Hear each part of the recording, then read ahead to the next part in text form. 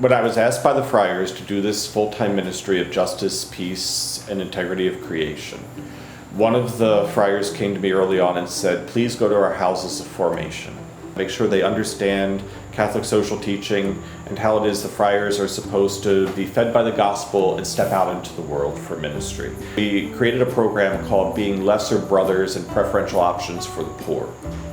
And we traveled, in this program, we traveled through Appalachia, beginning here in Shamokin. Friar Michael brought 5 friars in formation, and they were here for approximately 2 weeks and being very involved in our community life. And the young friars, you don't know what to expect. All of a sudden you have these 5 guys, I don't know what a friar is. They were amazing. And so we started here and we arrived in town. When I first arrived in Shamokin, I didn't really know what to expect. In the midst of this, what our goal was is that the friars who are young in formation would be able to have experiences where those who are disadvantaged were able to teach them what it is to live the gospel. And I said, hey, if you need something for them to do, let me know, because I got work, right?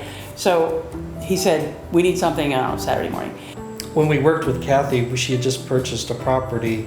It was the old Oddfellows Lodge, and so we were helping her rip out old drywall and things like that. And so we had found at her new property, we had found a San Damiano Cross in one of the closets. We told her the significance of it and gave it to her. We'd all signed the back of it.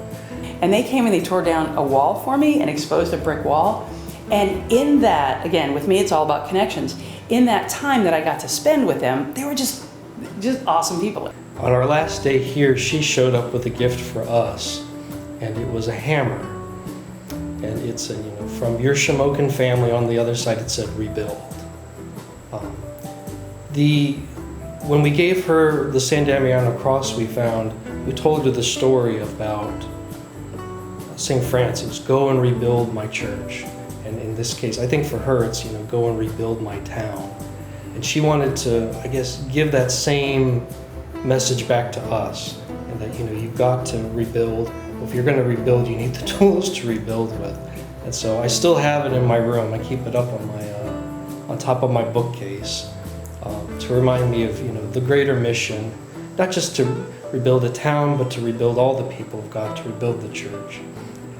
I'm always very happy to have it because there's many times I've needed a hammer and I don't have to go looking for one.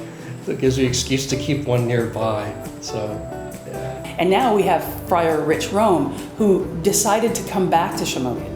And what does that tell you? It tells you that the people from Shamokin are people that want to make those connections. The people of Shamokin, really touched my heart. It was seeing God working through all these different people, hearing their stories of all the people that we worked with, and hearing how He was working in each one of their lives